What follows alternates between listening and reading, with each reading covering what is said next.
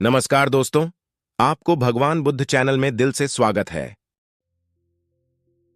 दोस्तों, आज हम आपके लिए महात्मा बुद्ध की ऐसी कहानी लेकर आए हैं जिसे सुनकर आप अपने अंदर उठ रहे गंदे और वासना के विचारों को अवश्य रोक पाएंगे। उससे पहले, अगर आप भी भगवान बुद्ध को दिल से मानते हैं और उनके सच्चे भक्त हैं, तो कहानी को पूरा सुने और चैनल को सब्सक्राइब करके कमेंट बॉक्स में नमो बुद्धाय अवश्य लिखें।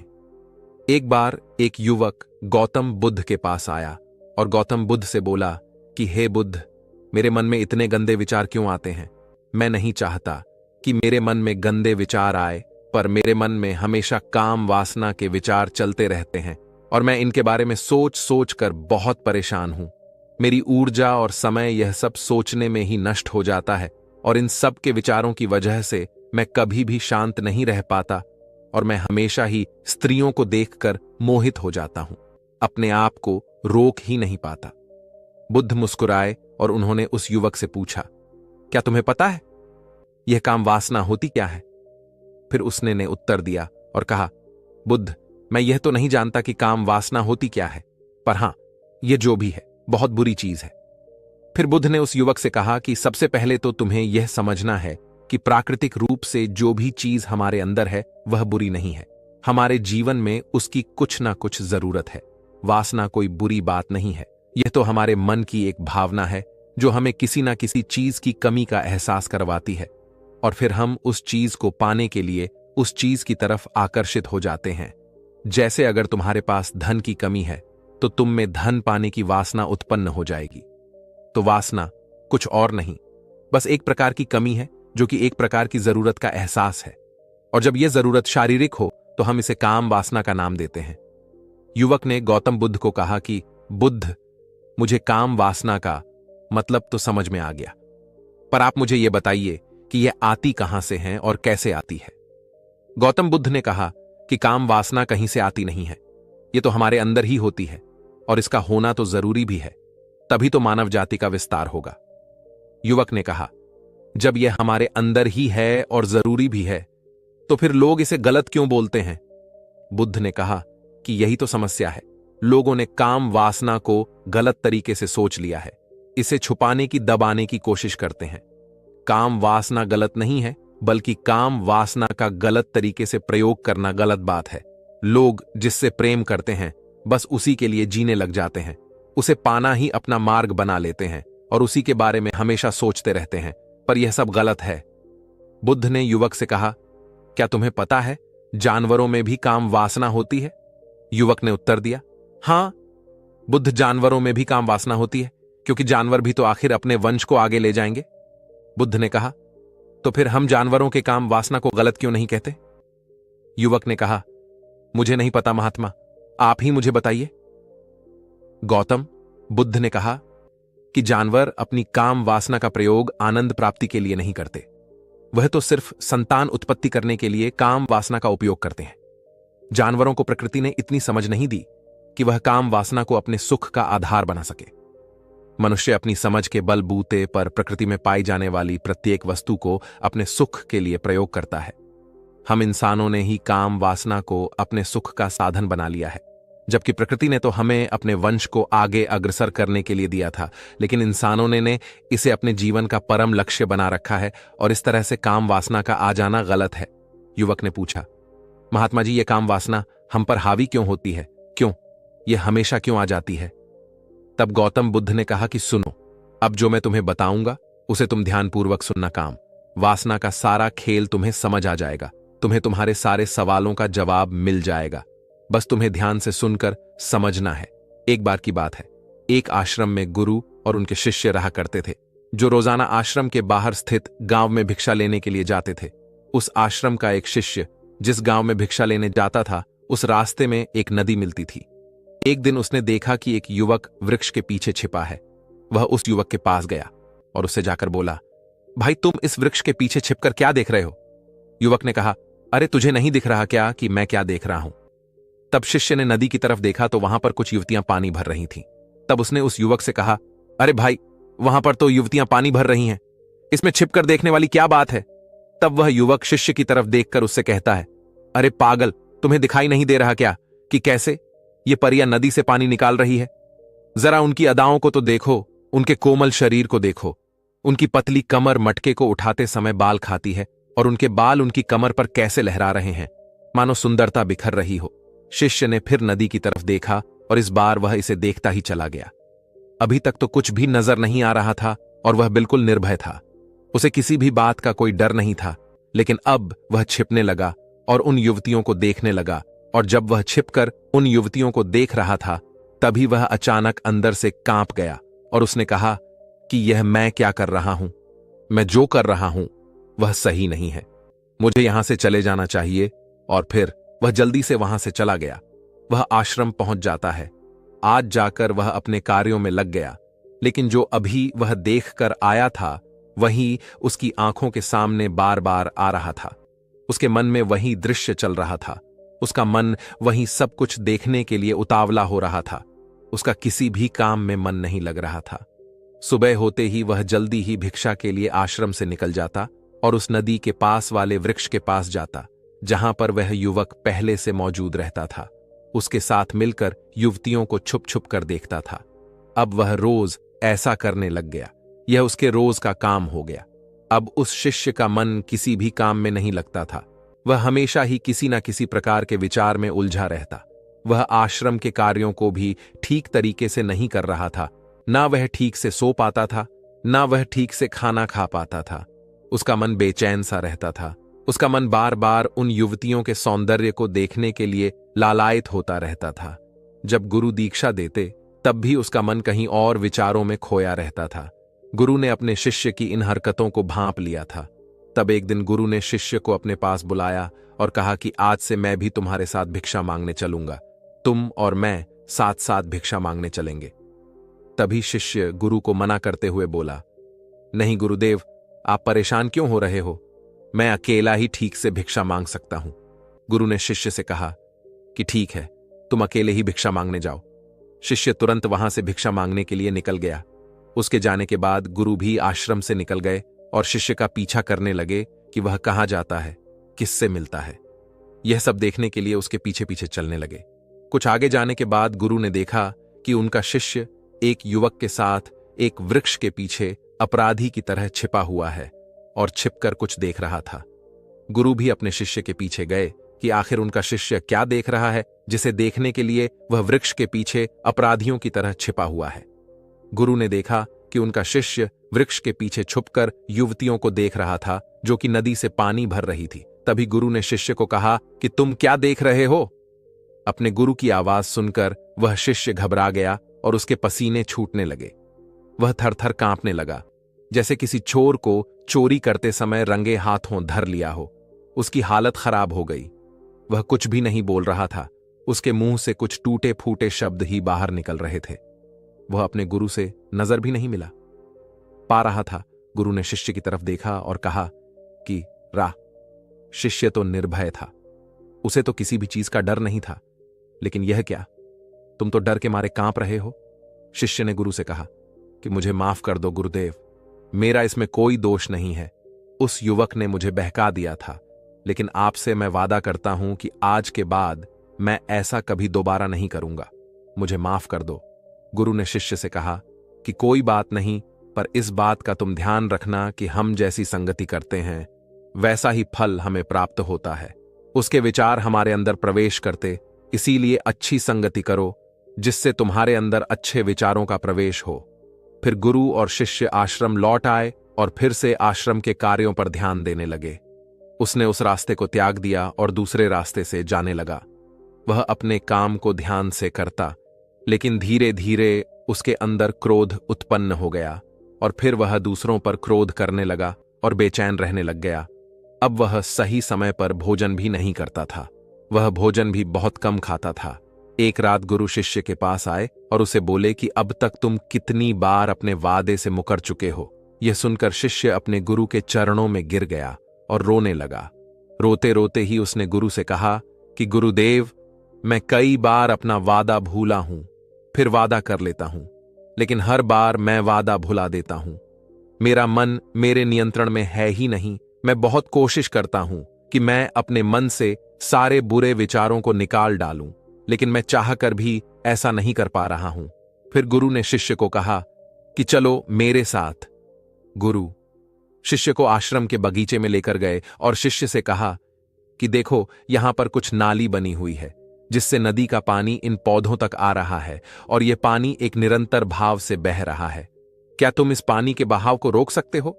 शिष्य ने कहा कि हां गुरुदेव, मैं इस बहाव को रोक सकता हूं। फिर शिष्य ने मिट्टी उठाकर उस नाली में डाल दी। वह पानी कुछ देर के लिए रुक गया और फिर कुछ समय बाद मिट्टी के ऊपर से पानी बह गया। गुरु ने शिष्य से कहा, अरे यह क्या, यह तो पानी रुका ही नहीं। फिर शिष्य ने कुछ मट्टी पत्थर उठाकर उस नाली में डाल दिए और फिर कुछ समय के लिए पानी रुक गया, लेकिन फिर उस पत्थर के ऊपर से पानी निकल आया। फिर गुरु ने कहा कि यह क्या हुआ, पानी तो फिर से बह गया। तुम तो बोल रहे थे कि तुम इसे रोक दोगे। क्या हम किसी काम को रोकना चाहे तो क्या हम उसे रोक नहीं सकते? तब शिष्य ने कहा, कोई बात नहीं गुरुदेव, मैं इस पानी को तो आपको रोक के दिखाऊंगा। वह फिर से एक भारी सा पत्थर लेकर आया और उसे नाली पर डाल दिया और पानी रुक गया। तब गुरु से कहा कि देखा गुरुदेव, मैंने कहा था ना कि पानी को मैं रोक दूंगा। मैंने पानी को रोक दिखाया, आपकी बात मैंने पूरी कर दी। गुरु मुस्कुराए और बोले, अच्छा जरा ध्यान से देखो पा, ये रुक गया। क्या वो तो पीछे की नाली से बाहर आ गया और अगल बगल से बह रहा है। और ध्यान से देखो, इस पत्थर के आगे भी आ गया और यह पानी अपना रास्ता बदलकर फिर से आगे की तरफ बह जाएगा। और फिर कुछ देर बाद ऐसा ही हुआ। फिर गुरु ने शिष्य को समझाया कि तुम्हारे साथ भी तो ऐसा ही चल रहा है। तुम बार बार प्रयास कर रहे हो, पर हर बार तुम्हारा प्रयास टूट रहा है और यह हमेशा टूटता ही रहेगा। तुम कितना भी मिट्टी पत्थर रख लो, लेकिन पानी तो अपना रास्ता बना ही लेगा। यह सब देखकर शिष्य ने गुरु से कहा कि हे गुरुदेव, क्या कोई तरीका नहीं है जिससे मैं गंदे विचारों से बाहर निकल सकूं और यह मेरे मन में आए ही नहीं। गुरु शिष्य को एक नदी के पास ले गए जहां से उस बगीचे में पानी आ रहा था। गुरु ने शिष्य से कहा, वह पानी इसी नदी से जा रहा है। अगर हम यहीं से उस रास्ते को बंद कर दें जहां से पानी बगीचे में जा रहा है, अब क्या हम पानी को रोक नहीं सकते? शिष्य ने कहा कि हां गुरुदेव, अवश्य ऐसा हो सकता है। मैं इस पानी को यहीं से बंद कर देता हूं, तब आगे की नाली में पानी जाएगा ही नहीं और फिर बगीचे में पानी जाएगा ही नहीं। फिर शिष्य ने नदी से जाने वाले रास्ते को बहुत मेहनत करके पत्थर और मिट्टी डाल डालक बंद कर दिया और गुरु से कहा कि गुरुदेव, मैंने पानी को बंद कर दिया है, अब यह पानी बगीचे में जाएगा ही नहीं। तब गुरु ने कहा कि अगर पानी बगीचे में नहीं जाएगा तो पौधों को पानी कहां से मिलेगा? उन पौधों को तो पानी की आवश्यकता है और उन पौधों में कुछ पौधे तो ऐसे हैं जिनको रोज पानी की आवश्यकता है, वह तो मुरझा कर मर ही जाएंगे। उनका क्या होगा? पानी तो हमें खोलना ही होगा। शिष्य ने गुरु की बात सुनकर वापस नदी से जाने वाले पानी का रास्ता खोल दिया। तब गुरु ने शिष्य से पूछा कि अगर हम इस नदी के पूरे पानी को बगीचे की तरफ कर दे तो क्या होगा? तब शिष्य ने जवाब दिया कि गुरुदेव, वहां पर जितने भी पौधे हैं वह गलक नष्ट हो जाएंगे, वहां पर कुछ नहीं बचेगा। फिर गुरु मुस्कुराए और बोले, तुम इस बात को समझो कि हमें किसी भी चीज को रोकना नहीं है, बस हमें हमेशा संतुलन बनाए रखना है। कम पानी से भी पौधे नष्ट होते हैं और ज्यादा पानी से भी पौधे नष्ट होते हैं। हमारा जीवन संतुलन से ही चलता है। गुरु ने शिष्य से कहा कि अगर मैं तुम्हें कहूं कि तुम आम के बारे में मत सोचो तो तुम्हारे मन में सबसे पहले किसका चित्र आएगा? शिष्य ने कहा कि गुरुदेव, मेरे मन में तो पहला चित्र आम का ही आएगा। गुरु ने कहा कि जब हम गंदे विचारों को जबरदस्ती रोकने का प्रयास करते हैं तो वह और मजबूती के साथ हमारे अंदर प्रवेश करते हैं, हमारे अंदर उठते हैं। इसीलिए हमें उन्हें कभी भी दबाने की कोशिश नहीं करनी चाहिए। फिर गुरु ने शिष्य को समझाते हुए कहा कि हमारे गंदे विचार बुरे लोगों की संगति करने की वजह से भी आते हैं। कई बार क्या होता है कि कामुकता हमारे अंदर होती नहीं है, लेकिन कुछ अश्लील लोगों के साथ रहने की वजह से यह हमारे अंदर हावी हो जाती है। फिर शिष्य ने कहा कि गुरुदेव, आप सही कह रहे हैं, मैं अपने मार्ग से भटक गया था। फिर वह शिष्य उस रात बहुत ही चैन की नींद सोया। सुबह अपने कार्यों को पूरे मन से किया और फिर सुबह वह भिक्षा लेने के लिए उसी रास्ते से गया जहां वह युवक आज भी वृक्ष के पीछे छुपकर उन युवतियों को देख रहा था। वह शिष्य नदी पर गया जहां वह युवतियां पानी भर रही थीं। उसने उनसे पानी मांगा, उनमें से एक ने उसे पानी पिलाया और उस सन्यासी शिष्य के चरण छुए। शिष्य ने उसे आशीर्वाद दिया कि तुम्हारा कल्याण हो। उसका मन सकारात्मक ऊर्जा से भर गया। उसके चेहरे पर मुस्कान आ गई थी, जैसे कि उसे कुछ खोया हुआ वापस मिल गया हो। वह वापस अपने रास्ते से जाने लगा। तभी पीछे से वह युवक आ गया जो वृक्ष के पीछे छुपा हुआ था। वह शिष्य के पास आया और बोला कि क्या बात है, आज तो तुमने नजदीक से दर्शन कर लिए, तुम तो मुझसे भी आगे निकले। तब शिष्य ने कहा कि हम हमेशा दूसरे के दर्शन करने में ही व्यस्त रहते हैं, अपने दर्शन कर ही नहीं पाते। तुम कब तक इस वृक्ष के पीछे छुपते रहोगे? किसी को पसंद कर लो, उससे बोल दो। अगर वह भी तुम्हें पसंद करती है तो शादी कर लो, और उससे पहले तुम कुछ बन जाओ, अपने आप को पहचान लो। ऐसे अपना समय बर्बाद मत करो। फिर वह युवक रोज उससे मिलने लगा और उस युवक ने नदी पर जाना त्याग दिया। और फिर वह युवक अपने जीवन में कुछ बनने के लिए संघर्ष करने लगा। तो तुमने देखा संगति का असर क्या होता है। अपनी संगति बदलो, अपने विचार बदलो। बुद्ध ने युवक से पूछा कि क्या तुम्हें तुम्हारे सारे सवालों का जवाब मिल गया? तब युवक ने कहा कि हां महात्मा जी, आपका बहुत बहुत धन्यवाद। तब गौतम बुद्ध ने युवक से कहा कि जब तुम्हारे मन में गंदे विचार आए, तब आप अपने आप को दोषी मत मानो।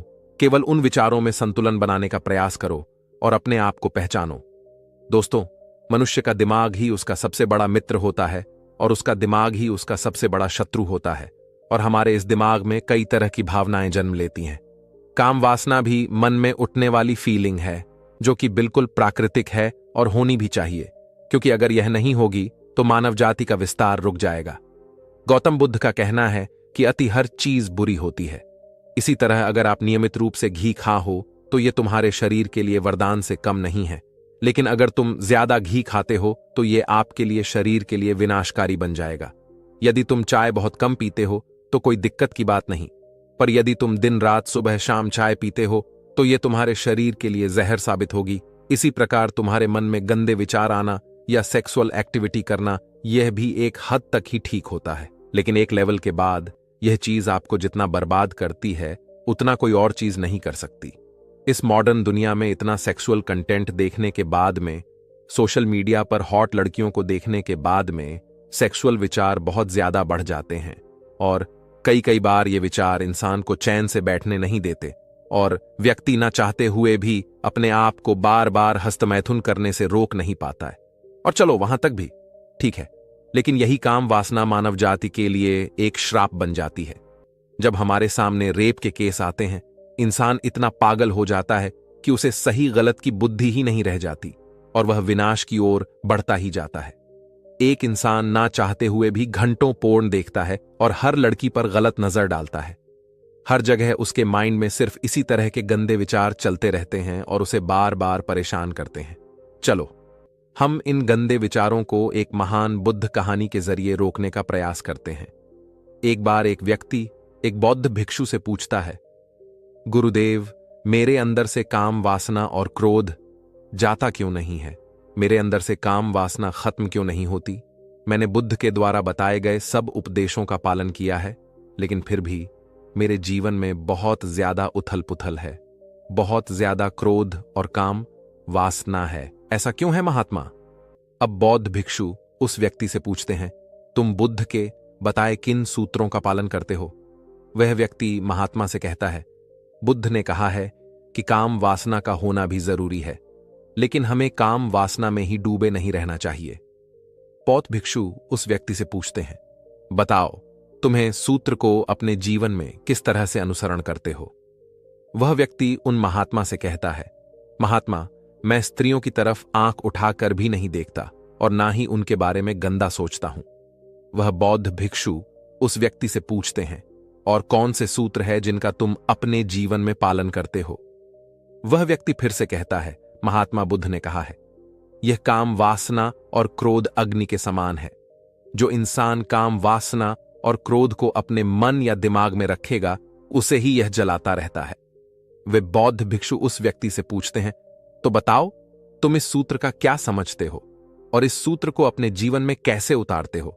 व्यक्ति कहता है, मैं हमेशा शांत रहने का प्रयास करता हूं, और यदि मुझे मेरे मन में गंदे विचार या काम वासना तथा क्रोध भी आता है तो मैं उसे रोक लेता हूं, दबा लेता हूं। लेकिन सच कहूं तो मेरी लाख कोशिशों के बाद भी कभी कभी गंदे विचार और काम वासना मेरे दिमाग में या मन में आ ही जाते हैं, और इन विचारों के आने के बाद मेरा क्रोध फूट पकता है। और आपसे क्या छुपाना, मैं कभी कभी तो बहुत ज्यादा काम वासना ने पर विषालय या विषव के पास भी चला जाता हूं, लेकिन ऐसा करने पर मुझे खुद पर बहुत घिन और घृणा होने लगती है। वह बौद्ध भिक्षु उस व्यक्ति से पूछते हैं, तुम्हारी उम्र क्या है? व्यक्ति कहता है, मेरी उम्र 26 वर्ष है। भिक्षु उस व्यक्ति से पूछते हैं, क्या तुम्हारा विवाह हो चुका है? वह कहता है, नहीं महात्मा, मैं भी कुछ भी कमाता नहीं, इसलिए मुझसे कोई विवाह नहीं करना चाहता। भिक्षु उस व्यक्ति से कहते हैं, समस्या यह नहीं है कि तुम काम वासना से ग्रस्त हो या क्रोध से पीड़ित हो। समस्या तो यह है कि तुमने बुद्ध के द्वारा कही गई बातों का बिल्कुल गलत अर्थ निकाल लिया है। तुम उस बात से चूक गए हो जो बुद्ध कहना चाहते हैं। जो तुमने बुद्धि से छान ग्रहण किया है वह अधूरा है, और वही तुम्हारे जीवन में जहर का काम कर रहा है। इस उम्र में स्त्रियों के प्रति आकर्षण होना बिल्कुल स्वाभाविक है। इसमें ना तो कुछ अच्छा है और ना ही कुछ बुरा काम। वासना का उठना पूरी तरह प्राकृतिक है।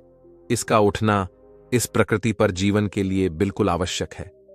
बुद्ध ने कभी भी काम वासना को बुरा नहीं बताया, और ना ही कभी उन्होंने इसे दबाने पर जोर दिया। वे तो लोग ही हैं जो बुद्ध जैसे ऊंचे लोगों को सुनकर उनकी बातों का कुछ भी अर्थ निकाल लेते हैं और लोगों के बीच भ्रम फैलाते हैं, और इस भ्रम के कारण ही लोग काम वासना जैसे शक्तिशाली ऊर्जा को दबाने की कोशिश करते हैं, और इसे ने के कारण ही गंदे विचार आते हैं, और यह ऊर्जा क्रोध बनकर बाहर आती है। वह व्यक्ति उन महात्मा से पूछता है, तो क्या इसका अर्थ यह है कि महात्मा हमें काम वासना का आनंद लेना चाहिए?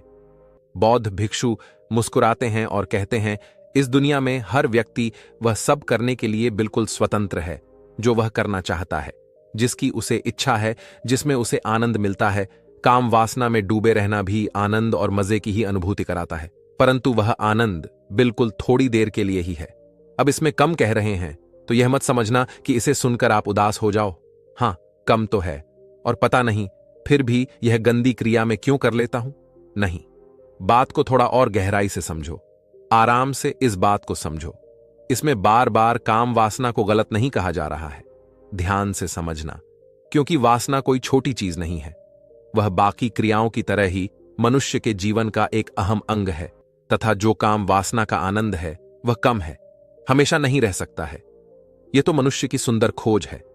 एक ऐसे आनंद के बारे में है जो हमेशा रहे, और मानव चाहता है कि ऐसा आनंद मिले जो हमेशा टिका रहे, क्योंकि वह अंदर से बिल्कुल अधूरा है। इसलिए व्यक्ति बार बार काम वासना में समाया रहता है। बार बार उसकी की बेचैनी ऐसे आनंद की तलाश करती है, और आसपास की चीजों में वह आनंद या वासना ढूंढता है। इसलिए वह बार बार काम वासना में लीन होता है। वह इसलिए यह सोचकर लीन होता है कि इस बार वह पूर्ण तरीके से संतुष्ट हो जाएगा अंदर से, लेकिन ऐसा नहीं होता है। अंत में वह अपने आप को बिल्कुल खाली ही पाता है, जिसके कारण उसके जीवन में दुख पैदा होता है। व्यक्ति को केवल काम वासना में ही डूबा नहीं रहना चाहिए, एकदम ध्यान से सुनना। अब यहां दो बातें कही गई हैं। एक, सिर्फ काम वासना में हमें नहीं रहना चाहिए, और यह बिल्कुल नहीं कहा गया कि काम वासना में बिल्कुल नहीं रहना चाहिए। आप ध्यान से समझना, इस बात को आप अपने अंदर भ्रम पैदा मत कर लेना, और अगर गलत समझ गए तो जीवन में दुख के सिवा कुछ नहीं मिलेगा। यहां से आगे बढ़ते हैं। इस सूत्र के द्वारा बुद्ध हमें काम वासना का स्वभाव बताना चाहते हैं, हमें वास्तविकता दिखाना चाहते। ज्यादातर लोग केवल अति में सोचते हैं। वे यह मानते हैं या तो कोई चीज बुरी है या बहुत अच्छी है। हमें या तो कोई चीज बहुत अच्छी लगती है या बहुत बुरी। लेकिन बुद्ध अच्छे और बुरे से ऊपर उठकर वास्तविकता को देखते हैं, और उसी वास्तविकता को बुद्ध हमें भी दिखाना चाहते हैं। वह व्यक्ति उन बौद्ध भिक्षु से पूछता है, तो अब मुझे आखिर क्या करना चाहिए? महात्मा, कैसे मैं एक अच्छा जीवन जी सकूं? बौद्ध भिक्षु उस व्यक्ति से कहते हैं, यदि सांसारिक जीवन जीना चाहते हो तो विवाह कर लेना, और हमेशा अपने परिवार के साथ ईमानदार रहो। बुद्ध ने और हर ऊंची चेतना ने संसार को अलग सूत्र दिया है और भिक्षुओं को अलग। अगर भिक्षु बनना चाहते हो तो भिक्षु बन जाओ, लेकिन जो भी चुनो उस पर पूरी ईमानदारी से चलो। लेकिन इसका मतलब यह नहीं कि तुम्हें दूसरों की नजरों में अच्छा बनना है, क्योंकि तुम आज ब्रह्मचारी का नाम भी छप रहे हो, तो उसने तुम दूसरों को अच्छा को दिखाने की वजह से इस लिस्ट में अपना नाम दर्ज करवा रहे हो। अगर आप चढ़ में जाकर देखोगे तो ये जान पाओगे कि तुम जो यहां आए हो उसका भी एक कारण यही है कि दूसरों की नजरों में तुम बेहतर हो जाओ, दूसरों को आकर्षित कर सको। तो आप समझ रहे हो, ईमानदारी का संबंध दूसरों की नजरों में अच्छा बनना बिल्कुल नहीं है, बल्कि अपनी नजरों में हमेशा अच्छा रहने से है। और तुम लोगों को मूर्ख बना लोगे कि तुम एक ब्रह्मचारी और एक ईमानदार व्यक्ति हो, लेकिन खुद की अंतरात्मा को बेवकूफ कभी नहीं बना पाओगे। और यह बात तुम्हारे मरने के बाद ही खत्म होगी कि मैं एक ब्रह्मचारी या ईमानदार व्यक्ति नहीं था। जो तुम्हारी अभी की वास्तविकता है उस पर पर्दा बिल्कुल मत डाले। अगर तुम गंदे विचार करते हो, क्रोध करते हो, बहुत गुस्सा आता है, बहुत ही ज्यादा काम वासना उठती है, तो तुम्हें शांत होने का, यह निर्मल होने का दिखावा नहीं करना चाहिए, बल्कि अपनी काम वासना को बिल्कुल पूरी तरह से स्वीकार करना है। तुम्हारे सिर्फ स्वीकार मात्र से तुम्हारा क्रोध और काम वासना विलीन होना शुरू हो जाएगा। एकदम से नहीं होगा, पर हो जाएगा और तुम्हारी यात्रा शुरू हो जाएगी। स्वीकारना ही जागरूकता है और नकारने में ही आलस्य, बेहोशी और कमजोरी होती है। और जागरूकता में ही तुम वास्तविकता को देख सकते हो। और अगर एक बार तुमने वास्तविकता को देख लिया तो भी कुछ करने की जरूरत नहीं है, क्योंकि यह आग जलती है। इस वास्तविकता को एक बार किसी ने देख लिया तो वह दोबारा आग में हाथ नहीं डालेगा। इसी प्रकार तुम जिस भी चीज की वास्तविकता को पूरी ईमानदारी से ध्यान से सुनना। तुमने जिस भी चीज की वास्तविकता को पूरी ईमानदारी से, ईमानदारी के बारे में मैंने अभी पीछे कहा कि दूसरों की नजरों में दिखावा करने के लिए नहीं, खुद की नजरों में ईमानदार रहने को ही ईमानदारी कहते हैं। कि जिस भी चीज की तुम सही से वास्तविकता देखते हुए ईमानदारी से उस दिन से उसे ऊपर उठना शुरू कर देते हो, बिना उनके तुम रुक नहीं सकते। फिर तुम उसमें उतना ही डूबे होंगे जितना उसके लिए आवश्यक है। अगर वास्तविकता को समझे हो, लेकिन अगर आप लोगों के कहने पर चलते रहे तो फिर ना तो तुमने उसे परखा है, ना ही जांचा है, ना ही उसको अनुभव करके देखा है कि वास्तव में जो लोग कह रहे हैं क्या वही सत्य है, क्या मुझे यह सब होता भी है या नहीं। आप समझ पा रहे हो ना मैं क्या बात बोल रहा हूं। क्रोध जलाता है, यह बिल्कुल सत्य है, आप जानते हो, और यही क्रोध का स्वभाव है, परंतु इसे तुमने ही पाला है। अपने भीतर की भावनाओं को दबाकर और क्रोध को नकार कर, उन्हें बुरा बताकर तुमने ही इसे बड़ा किया है। अब आप इस लाइन को बहुत ही ज्यादा गहराई से समझने की कोशिश करना और मेरी बात को ध्यान से सुनना, समझना। जब तुम कोई गंदी या किसी नग्न वीडियो या पोर्नोग्राफी को देख रहे हो, सोशल मीडिया पर हो या कहीं भी, आप अगर पुरुष हो तो स्त्री को देख लेते हो तो तुम उत्तेजित होते हो, लेकिन तुम उस उत्तेजना को समझे बिना ही उसे दबाकर आगे बढ़ जाते हो। आगे बढ़ने की कोशिश करते हो और बढ़ नहीं पाते। मन वहीं पीछे रह जाता है और बार बार मन करता है उस वीडियो को देख लेना चाहिए, और मन वहीं अटका रहता है, क्योंकि तुम उस उत्तेजना को धीरे धीरे बढ़ा जाते हो। उस बंदे विचार को या उस काम वासना को अगर तुम वहीं ठहर कर समझोगे कि यह है क्या, और इस गंदे वीडियो में हो क्या रहा है, मुझ में हो क्या रहा है, ये सभी सारी गहरी बातें तुम समझो और वास्तविकता को देखने की कोशिश करो। वास्तविकता देखने का यह मतलब नहीं है कि तुम वहीं रुक जाओ, पर वास्तविकता का सही मतलब है कि उस चीज में हो क्या रहा है और सोचना कि यह मेरे लिए ठीक है। अगर हां तो बेशक उसे दे देखो। अगर मन से आवाज आई कि यह मेरा पूर्ण रूप से विनाश है, तो वही पूर्ण तरीके से रुक जाना और शांत मन से अपने आराध्य भगवान को याद कर लेना। और तुम्हें यह बात हमेशा याद रखनी है कि यदि क्रोध बेवजह उठता है, यदि काम वासना बेवजह अंदर से उठती है, इसका यही कारण है कि तुम जिस समय काम वासनाओं या गंदे वीडियो में उठे विचारों को दबाया था, वही वासनाओं या तुम्हारे हस्त मैथुन का नतीजा है, और यही क्रोध पर भी लागू होता है। अगर तुम दिखावा करो कि मुझे क्रोध नहीं आता, उसे दबाने की कोशिश करो, तो वह एक समय के बाद तुमसे नहीं थमेगा और दूसरे रूप में निकल ही जाएगा। वह व्यक्ति बौद्ध भिक्षु से कहता है, आपके शब्दों में मेरे आने वाले जीवन को बिल्कुल आसान बना दिया। धन्यवाद और आपको कोटि कोटि प्रणाम। मैं सदैव आपका आभारी रहूंगा।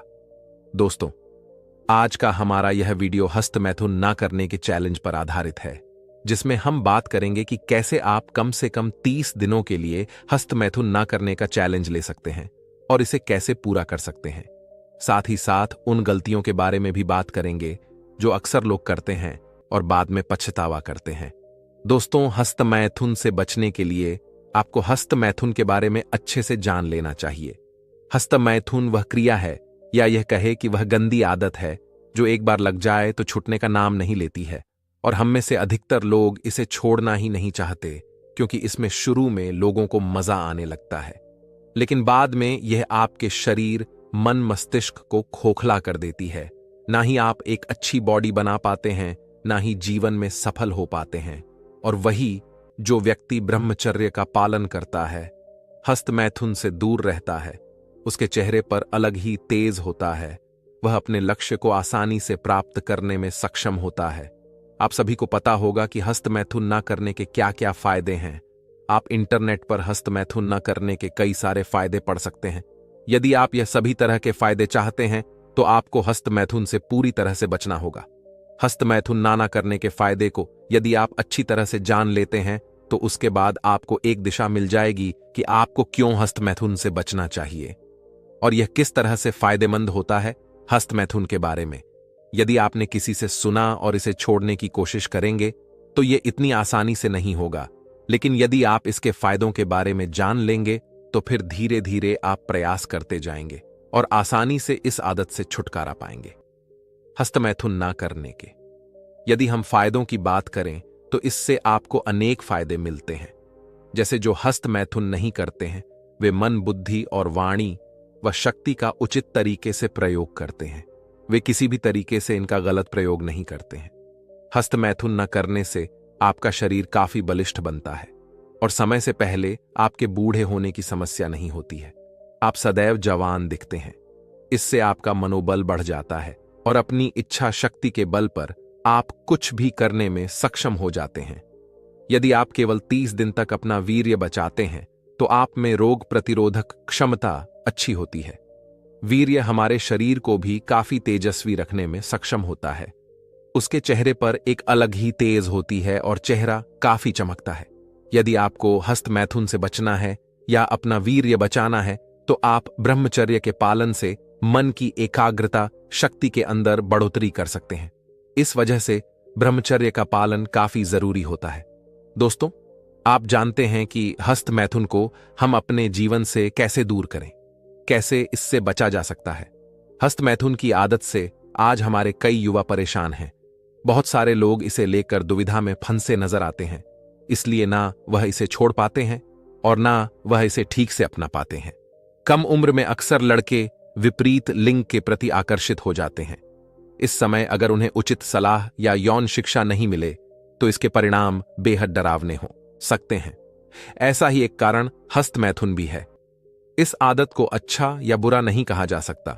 युवावस्था के पड़ाव पर शरीर में होने वाले परिवर्तन को लेकर उत्सुकता होती है।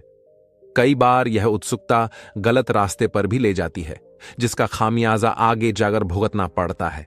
इसलिए बेहतर है कि आप अपने अंदर परिपक्व समझ विकसित करें। अपने मन में एक निश्चित इरादे बनाने से आप हस्त मैथुन की आदत छोड़ सकते हैं। जब भी आपके मन हस्त मैथुन करने की इच्छा हो तब अपना मन किसी और काम में लगा लें या कोई अच्छी पुस्तक पढ़े या फिर अपनी पसंद का कोई और काम करने में लग जाए। कुल मिलाकर अपना दिमाग कुछ अच्छे कामों में लगाएं ताकि आपका मन गलत विचारों से दूर रहे। अपने मन में कभी भी यह विचार ना आने दे कि 1 या 2 बार हस्त मैथुन करने से कुछ नहीं होता है। आपका यही सोचना हस्त मैथुन को एक लत बनाने में मदद करता है। आपको हमेशा यही मान के चलना है कि हस्त मैथुन गलत है और हमेशा गलत ही रहेगा। दोस्तों, यदि आप हस्त मैथुन के चंगुल में फंस चुके हैं तो केवल आप 30 दिन तक अपने वीर्य को बचाओ और पूर्ण रूप से ब्रह्मचर्य का पालन करो। आप खुद ही अपने आप में बदलाव महसूस करेंगे। आपके शरीर, आपके दिमाग और आपके व्यवहार में परिवर्तन आने प्रारंभ हो जाएंगे। जब आप अपने आप में परिवर्तन महसूस करेंगे तो आपका मन खुद ही इसे बढ़ावा देगा। इस तरह से आप 30 दिन नहीं बल्कि कई सालों तक अखंड ब्रह्मचर्य का पालन कर सकेंगे। अपने चैलेंज को पूरा करने के लिए आपको क्या क्या करना चाहिए और क्या नहीं करना चाहिए, आइए जानते हैं। सबसे पहले अगले दिन आपको क्या क्या करना है उसके बारे में सब कुछ लिखना है समय के साथ। लेकिन किस लिए लिखना है और क्या लिखना है, तो हमें लिखना है अपने भविष्य के लिए, जो करना है उसकी शुरुआत के लिए, यानी कि जो आप 3 साल बाद पाना चाहते हो वह कैसे मिलेगा। यदि आज से मेहनत करोगे तब तो मिलेगा, इसलिए यह सोचो कि कल ऐसा क्या करूं, मेरा लक्ष्य मुझे मिल जाए, या उस लक्ष्य के पास धीरे धीरे पहुंच जाओ। और यदि आपके पास कोई लक्ष्य नहीं है तो इस पूरे 30 दिन में उस लक्ष्य को पहचानो, क्योंकि बिना लक्ष्य के हमारी यह वीडियो आपको एक समय के बाद मजाक लगने लगेगी। इसलिए आपके पास यह 30 दिन का एक अवसर है अपने जीवन के लक्ष्य को पहचानने का। जब यह मिल जाए तो उसके लिए लिखना शुरू करो, और रात में ज्यादा से ज्यादा 10 बजे तक जागना है। के बाद सोना ही है, और सोने के 1 घंटे पहले मोबाइल को नहीं चलाना है, और उठने के बाद पहले जो बताया गया है वह करना है, उसके बाद ही मोबाइल का उपयोग करना है। अब इस पूरी वीडियो में हमने क्या समझाया, इसे जल्दी से समझ लेते हैं कि सुबह ब्रह्म मुहूर्त में उठकर योग, व्यायाम और ध्यान करने के पश्चात स्नान करना है, तथा मंदिर जाकर ईश्वर का साथ मांगना है, और आकर अपनी डाइट को लेना है, और जो करने का रात में प्लान बनाया था उसके अनुसार पूरे दिन कार्य करना है। शाम होते ही मंदिर में या घर में ही ईश्वर का ध्यान करना है, और कम से कम 20 मिनट एक्सरसाइज करना है, तथा भोजन करने के बाद अपनी पसंदीदा बुक पढ़ना है। फिर अपने अगले दिन का पूरा प्लान लिखकर 10 से पहले सो जाना है। अब आपको बता दूं कि इस चैलेंज में जो रूल्स बताए हैं यह सब किसी के लिए बहुत आसान है और किसी के लिए बहुत मुश्किल, लेकिन आपके मन को अपने अनुसार कार्य पर लगाओगे तो सब आसान है, क्योंकि आपके पास बहुत सारे नेगेटिव विचार भी आएंगे, जैसे जल्दी नींद नहीं लगना, या सुबह जल्दी नींद नहीं खुलना, या फिर ध्यान लगाने में समस्या, यह सब कुछ होगा। लेकिन आपको हार नहीं मानना है, क्योंकि मैं आप सभी को सफल देखना चाहता हूं। और इस समय यदि नाइट फॉल की समस्या होती है तो चिंता नहीं करना है, उसके बारे में सोचना नहीं है, और जो चैलेंज लिया गया है उसको पूरा करना है। इस चैलेंज में ब्रह्मचर्य के नियम नहीं टूटना चाहिए। और मुझे पता है इस 30 दिन चैलेंज में कई लोगों का जीवन बदलेगा, कई लोगों को लक्ष्य मिलेगा, लेकिन आपको क्या मिलेगा यह सिर्फ आपकी मेहनत पर निर्भर करेगा। ब्रह्मचर्य पालन के लिए आपको अपनी धारणा के अंदर बदलाव करने की बहुत ही अधिक जरूरत है। आमतौर पर हम यह धारणा बनाकर बैठ गए हैं कि काम वासना के अंदर जितना सुख है उतना कहीं पर भी नहीं है, और यह धारणा बार बार हमारे मन के अंदर आती है, तो हम बार बार काम वासना की तरफ आकर्षित हो जाते हैं। ब्रह्मचर्य पालन के लिए आपको इस धारणा को बदलना होगा, क्योंकि जब तक आप इस धारणा को बदलेंगे नहीं तब तक आप ब्रह्मचर्य का पालन कर ही नहीं सकते हैं। ब्रह्मचर्य का पालन योगी लोग सिर्फ इसीलिए कर पाते हैं क्योंकि वह जानते हैं कि काम वासना एक उपयोगी चीज नहीं है, इससे कुछ भी फायदा नहीं होने वाला है। वे इससे ऊपर का आनंद अनुभव कर लेते हैं। यह सिर्फ उच्च कोटि वाले योगियों की बातें होती हैं, और हम और आप जैसे साधारण इंसान आनंद को अनुभव नहीं कर पाते हैं, लेकिन अपनी धारणा को बदल सकते हैं।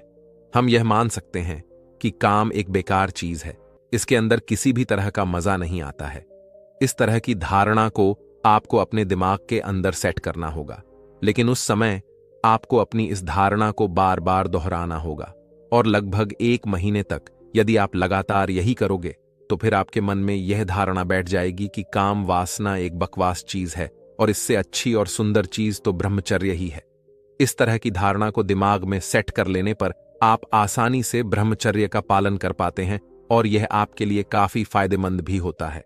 बहुत से लोग यह सोचते हैं कि काम वासना के अंदर सुख है, लेकिन असल में यही दुख की सबसे बड़ी वजह है।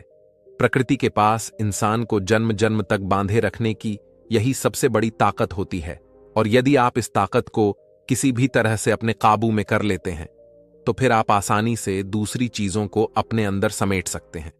और वैसे हकीकत भी यही है कि काम वासना के अंदर किसी भी तरह का सुख नहीं है। तो दोस्तों, आप इन सब बातों को अगर अपने जीवन में अपनाते हैं तो 30 दिन ही नहीं बल्कि हमेशा के लिए हस्त मैथुन के लत से छुटकारा पा सकते हैं। ब्रह्मचर्य एक ऐसा शब्द है जो भारत में बहुत ही प्रचलित है। जब तक मैंने इसके बारे में विस्तार से नहीं पढ़ा था तब तक मैं बहुत कुछ जानता था जो मान्य नहीं है। जैसे ब्रह्मचर्य का अर्थ केवल वीर्य धारण करना है, जो साधु बनना चाहता है उसे इसका पालन करना चाहिए। यदि आपने अपना जीवन जी लिया है तो सन्यासी बन जाइए या ब्रह्मचर्य का पालन कीजिए। बच्चे ब्रह्मचर्य का पालन नहीं कर सकते, विवाहित लोग ब्रह्मचर्य का पालन नहीं कर सकते, लेकिन में से कोई भी बात सच नहीं है। और जब से मुझे यह पता चला है, मैं अपने काम के साथ साथ बेहतर जीवन की ओर बढ़ रहा हूं। मैं जीवन के हर क्षेत्र में बदलाव देख सकता हूं। तो आज हम इसके बारे में विस्तार से जानेंगे और देखेंगे कि कैसे हम ब्रह्मचर्य से अपने जीवन का पालन कर सकते हैं। हम अपना जीवन पूरी तरह से कैसे बदल सकते हैं। नमस्कार दोस्तों, अनजाना पथ ऊ चैनल में आपका दिल से स्वागत है। हमने सुना है कि भगवान हनुमान जी, आदि शंकराचार्य जी और कई अन्य लोगों ने ब्रह्मचर्य का पालन करके असाधारण कार्य किए। उनके लिए ब्रह्मचर्य का मतलब अपनी ऊर्जा को बर्बाद करने के बजाय उसे सही जगह पर लगाना है। ब्रह्मचर्य में दो शब्द शामिल है, ब्रह्म और चर्यता। अर्थ है ज्ञान प्राप्त करते हुए जीवन व्यतीत करना। ब्रह्मचर्य योग के आधार स्तंभों में से एक है। ब्रह्मचर्य का अर्थ है सादा जीवन जीना, अच्छे विचारों के माध्यम से अपने वीर्य की रक्षा करना, अर्थात गलत स्थान पर बर्बाद ना करना, ईश्वर का ध्यान करना और विद्या ग्रहण करना। ब्रह्मचर्य का पालन करके लोगों को आने वाले जीवन के लिए ज्ञान प्राप्त करना होता है। ब्रह्मचर्य से असाधारण ज्ञान प्राप्त किया जा सकता है। यह इतना प्रभावशाली है कि वैदिक काल से लेकर वर्तमान समय तक सभी युगों ने इसे अपनाने को कहा है। हमारे जीवन में ब्रह्मचर्य उतना ही जरूरी है जितना सांस लेना जरूरी है। आज से हजारों वर्ष पूर्व से हमारे आर्षि मुनि ब्रह्मचर्य का तप करते आ रहे हैं, क्योंकि ब्राह् का पालन करके ही हम इस संसार के सभी सुख प्राप्त कर सकते हैं। ब्रह्मचर्य का पालन करने वाले लोग ब्रह्मचारी कहलाते हैं। आयुर्वेद कहता है कि ब्रह्मचर्य शरीर के 3 स्तंभों में से एक है। आयुर्वेद में शरीर के 3 आधार हैं, आहार, निद्रा और ब्रह्मचर्य। जीवन में कई बीमारियों से घिरा या कई परेशानियों से जूझ रहा व्यक्ति ब्रह्मचर्य का पालन करके हर बीमारी और खराब परिस्थिति से दूर हो सकता है। वेदों के अनुसार जो व्यक्ति अपनी इच्छाओं पर नियंत्रण रख सकता है, वही सही मायने में ब्रह्मचर्य का पालन कर सकता है। जो लोग अचानक मर जाते हैं, उन्हें मुक्ति नहीं मिलती। ऐसी मृत्यु से बचने के लिए ब्रह्मचर्य का पालन करना आवश्यक है। ऋग्वेद में कहा गया है कि कोई भी व्यक्ति ब्रह्मचर्य का पालन किए बिना अपना पूरा जीवन नहीं जी सकता है। पतंजलि में कहा गया है कि ब्रह्मचर्य का पालन करने से इच्छा शक्ति प्राप्त होती है। दोस्तों, ब्रह्मचर्य के लाभ क्या होते हैं, इसे समझते हैं। यदि आप अपने मन, वाणी और बुद्धि को शुद्ध रखना चाहते हैं, तो आपको ब्रह्मचर्य का पालन करना होगा। आयुर्वेद यह भी कहता है कि यदि आप पूरे 3 महीने तक ब्रह्मचर्य का पालन करते हैं, तो आप जीवन के सबसे बड़े लक्ष्य को भी प्राप्त कर सकते हैं। जीवन में ब्रह्मचर्य रखने के लिए अपने मन, आवाज और बुद्धि की शक्ति में बदलाव महसूस करेंगे। इसके साथ ही ब्रह्मचर्य का पालन करने से हमें यह लाभ मिलते हैं। ब्रह्मचर्य का पालन करके आप अपने मन को अपने वश में रख सकते हैं। ब्रह्मचर्य का पालन करने से ऐश में कोई भी रोग नहीं होता है। ब्रह्मचर्य का पालन करने से मनोबल बढ़ता है। ब्रह्मचर्य का पालन करने से रोगों से लड़ने की शक्ति बढ़ती है। ब्रह्मचर्य से एकाग्रता बढ़ती है और आप कोई भी चीज जल्दी सीख सकते हैं। ब्रह्मचर्य का पालन करने वाला व्यक्ति कोई भी कार्य सिद्ध कर सकता है। ब्रह्मचारी व्यक्ति स्थिर रहकर हर परिस्थिति का सामना कर सकता है। ब्रह्मचर्य का पालन करने से यह पूर्णतः शुद्ध हो जाता है। अब बात आती है कि ब्रह्मचर्य का पालन कैसे करें। जैसे ब्रह्मचर्य का अर्थ है ब्रह्म के समान सोचना। इसका मतलब यह है कि जो हर पल अपने प्रभु का ध्यान करता है, वह पूर्ण ब्रह्मचारी है। यदि आपके पास ब्रह्मचर्य का पालन करने के लिए आपके शरीर, इंद्रियों, मन और बुद्धि की ताकत है, तो इससे मदद मिलेंगे। यदि आप पूरे नियम और सही विधि से ब्रह्मचर्य का पालन करते हैं, तो आपको केवल 30 दिनों तक ब्रह्मचर्य का पालन करने से ही ब्रह्मचर्य का लाभ मिलना शुरू हो सकता है। और अगर आप 1 साल तक ब्रह्मचर्य का पालन करते हैं, पतंजलि में कहा गया है कि ब्रह्मचर्य का पालन करने से इच्छा शक्ति प्राप्त होती है। दोस्तों, ब्रह्मचर्य के लाभ क्या होते हैं, इसे समझते हैं। यदि आप अपने मन, वाणी और बुद्धि को शुद्ध रखना चाहते हैं, तो आपको ब्रह्मचर्य का पालन करना होगा। आयुर्वेद यह भी कहता है कि यदि आप पूरे 3 महीने तक ब्रह्मचर्य का पालन करते हैं, तो आप जीवन के सबसे बड़े लक्ष्य को भी प्राप्त कर सकते हैं। जीवन में ब्रह्मचर्य रखने के लिए अपने मन, आवाज और बुद्धि की शक्ति में बदलाव महसूस करेंगे। इसके साथ ही ब्रह्मचर्य का पालन करने से हमें यह लाभ मिलते हैं। ब्रह्मचर्य का पालन करके आप अपने मन को अपने वश में रख सकते हैं। ब्रह्मचर्य का पालन करने से ऐश में कोई भी रोग नहीं होता है। ब्रह्मचर्य का पालन करने से मनोबल बढ़ता है। ब्रह्मचर्य का पालन करने से रोगों से लड़ने की शक्ति बढ़ती है। ब्रह्मचर्य से एकाग्रता बढ़ती है और आप कोई भी चीज जल्दी सीख सकते हैं। ब्रह्मचर्य का पालन करने वाला व्यक्ति कोई भी कार्य सिद्ध कर सकता है। ब्रह्मचारी व्यक्ति स्थिर रहकर हर परिस्थिति का सामना कर सकता है। ब्रह्मचर्य का पालन करने से यह पूर्णतः शुद्ध हो जाता है। अब बात आती है कि ब्रह्मचर्य का पालन कैसे करें। जैसे ब्रह्मचर्य का अर्थ है ब्रह्म के समान सोचना।